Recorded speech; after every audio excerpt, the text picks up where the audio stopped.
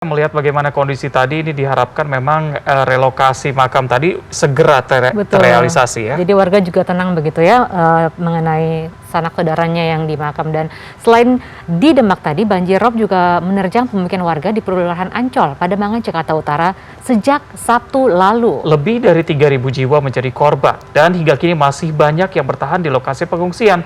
Berikut kami rangkum kisah warga di pengungsian.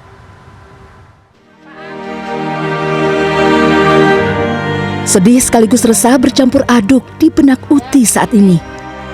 Perempuan 62 tahun ini, rumahnya terendam banjir rob sejak Sabtu lalu. Banjir di pesisir utara Jakarta ini merusak bahkan menghanyutkan barang-barangnya. Saat ini tempat tinggal Uti juga masih digenangi air. Mau tak mau, ia mengungsi di kantor RW 08 Pademangan bersama cucu dan saudaranya. Bingung saya. Terus itu mana anak sakit lagi tuh. Cucu. Kan dia nggak ada emaknya. Jadi gimana ya? Saya bingung dah.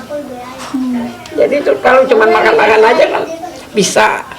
Tapi kalau buat jajan nggak bisa. Karena saya kan nggak ada yang nyari. Cuman ngikut nama ponakan. Saya bingung udah begitu. Kesedihan juga dirasakan Teresia. Rumah ibu 4 anak ini juga terendam banjir rob. Ia tidak seharian di pengungsian. Saat surut, Teresia pulang untuk merapikan barang dan mencuci ulang pakaian yang basah akibat banjir. Pertama Sabtu lumayan tinggi, itu di luar ini sekitar sepinggang, di dalam itu sekitar sepaha. Nah kalau udah surut, Minggu, Senin, Selasanya banjir lagi. Kemarin pun banjir lagi. Banjir rob mulai mengenangi 11 RT dan 1 RW di Kelurahan Ancol, Pademangan, Jakarta Utara, Sabtu 4 Desember lalu. Warga sempat lega karena banjir sempat surut. Namun banjir kembali datang dan melanda 3.200 jiwa di pesisir utara Jakarta ini Selasa lalu. Hingga Kamis siang masih banyak warga yang mengungsi di 2 lokasi pengungsian, salah satunya di Masjid Al-Bahrain, Pademangan. Banjir rob diprediksi masih akan datang. BMKG menyebut gelombang tinggi dan air laut pasang diprediksi masih akan terjadi di 19 daerah di Indonesia, terutama wilayah pesisir pantai termasuk DKI Jakarta pada 18 hingga 22 Desember mendatang. Masyarakat yang tinggal di wilayah pesisir diimbau waspada.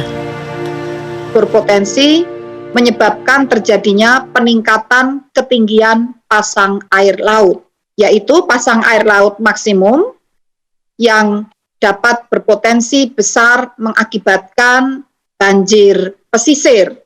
Kondisi tersebut berpotensi terjadi kembali, jadi akan terjadi lagi pada tanggal 18 hingga 22 Desember 2021. Akibat adanya fenomena fase bulan purnama.